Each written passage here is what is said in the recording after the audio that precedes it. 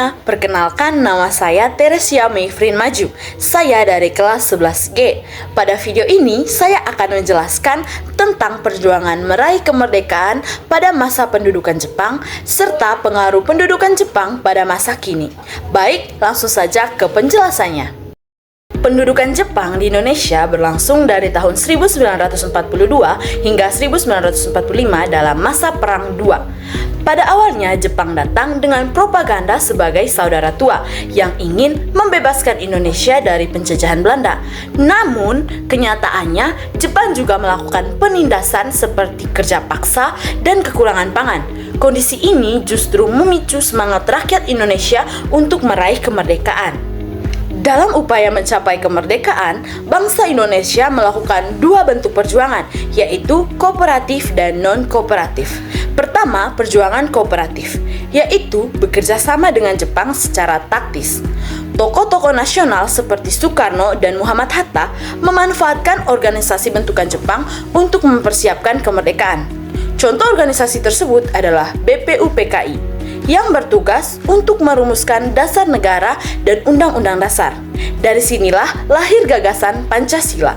Selain itu, ada PPKI yang berperan dalam mempersiapkan kemerdekaan secara konkret.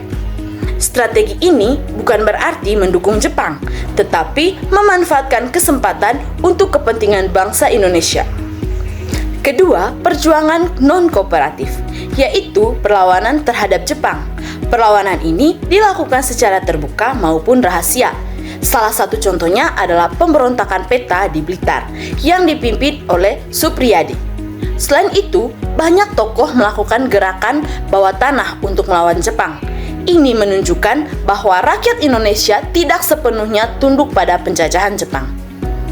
Selain itu, Jepang juga membentuk organisasi semi-militer seperti PETA dan Heiho.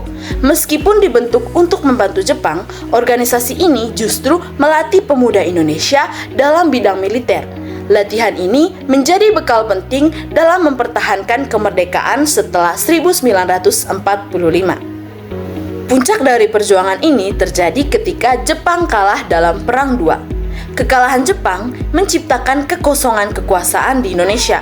Kesempatan ini dimanfaatkan oleh para pemimpin bangsa untuk memproklamasikan kemerdekaan pada 17 Agustus 1945. Selanjutnya, pendudukan Jepang juga memberikan berbagai pengaruh yang masih terasa hingga masa kini.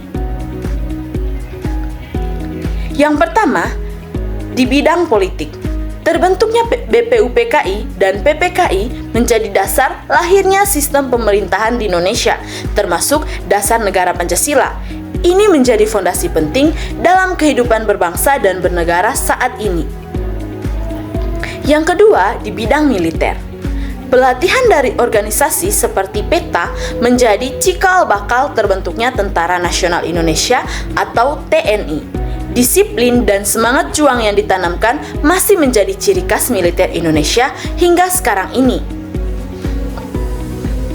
Dan yang ketiga, di bidang sosial. Penggunaan bahasa Indonesia semakin meluas karena Jepang melarang penggunaan bahasa Belanda. Hal ini memperkuat persatuan bangsa dan identitas nasional. Yang keempat, di bidang ekonomi. Meskipun rakyat mengalami penderitaan akibat sistem kerja paksa atau Romusa, pengalaman ini memberikan pelajaran penting tentang pentingnya kemandirian ekonomi. Lalu, yang kelima adalah di bidang pendidikan. Jepang memperluas pendidikan, meskipun dengan keterbatasan. Mereka juga menanamkan semangat nasionalisme yang secara tidak langsung mendorong kesadaran akan pentingnya kemerdekaan. Sebagai kesimpulan, pendudukan Jepang memang membawa penderitaan, tetapi juga membuka jalan bagi Indonesia untuk meraih kemerdekaan.